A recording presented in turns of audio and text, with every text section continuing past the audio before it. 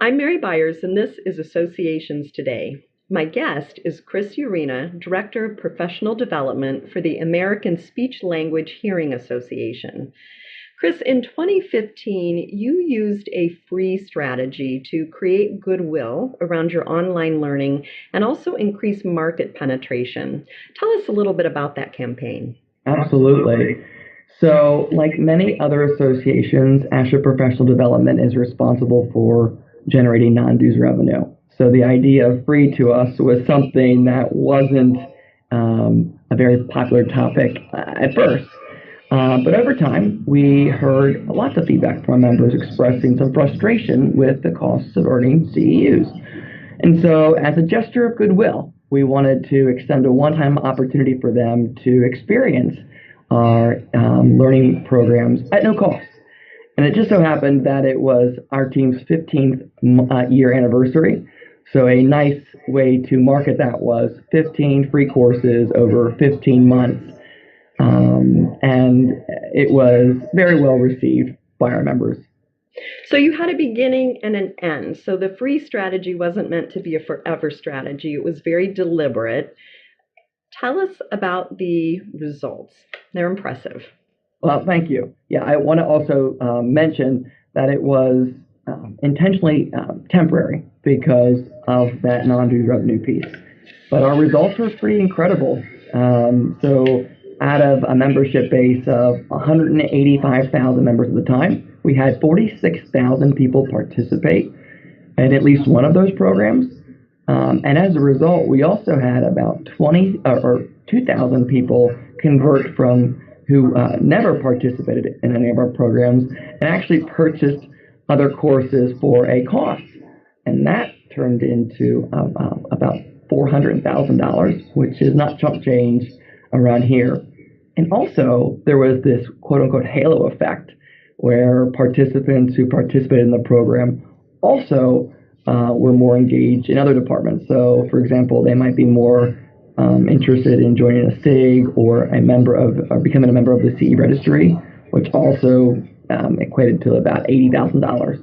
So in total, about $500K additional revenue that year. Wonderful. So that whole idea of cannibalizing didn't pan out for you. And I know a lot of times there's fear that if we give away or we do free, that it's actually going to hurt us on the revenue. But what happened for you is that you had higher engagement. That engagement turned into activity in other areas. It turned into purchases, which eventually turned into revenue. So it made it an effective strategy. You've also done something else a little counterintuitive as far as webinars is concerned. You had a high level of proficiency regarding production within your team. But when you really sat down and took a look at everything you were trying to achieve, you realized that you could benefit by actually outsourcing that piece of your webinar work. So talk us through how that decision was made. And by outsourcing then, what have you opened up in terms of your staff to be doing now instead of production?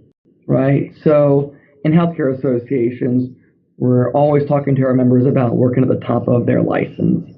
And in business, that to me equates to becoming more efficient, more streamlined. And so, yes, we were doing our webinars in-house and responsible for a lot of the production work.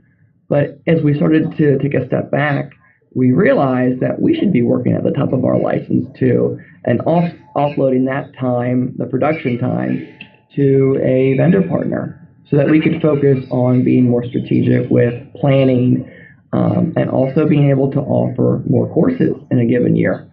So that was a paradigm shift that we did over here at Professional Development. Was there any resistance? Of course, there was a lot of resistance at first. But when we started to run some preliminary forecasting in terms of financial return, it was a no-brainer for us this is the direction we needed to do.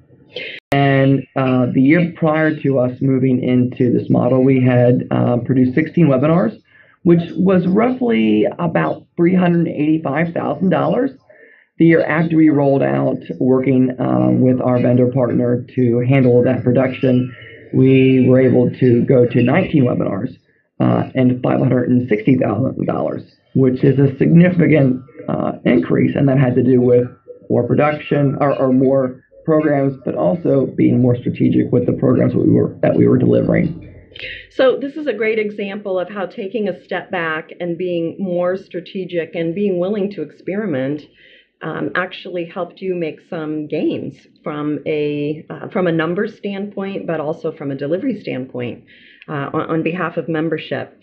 If you were going to give any advice to any other learning professional that's interested in using some of these strategies, whether it be the free strategy or outsourcing, what advice would you give?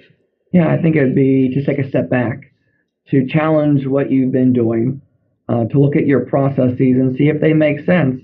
A lot of times, there's always always a way to calibrate or fine tune what you've been doing, and that's essentially what created these two opportunities I shared with you today. It just came from an open conversation that I had with my colleagues about ways that we might be able to enhance the value proposition for our members. Chris, I appreciate it. And that's just a reminder that conversation is often the first place to start when it comes to switching up strategy and making gains for an association. I'm Mary Byers, and this is Associations Today. I'd like to thank my producer, ComPartners. If you're looking for an online learning provider, I suggest you contact them at compartners.com.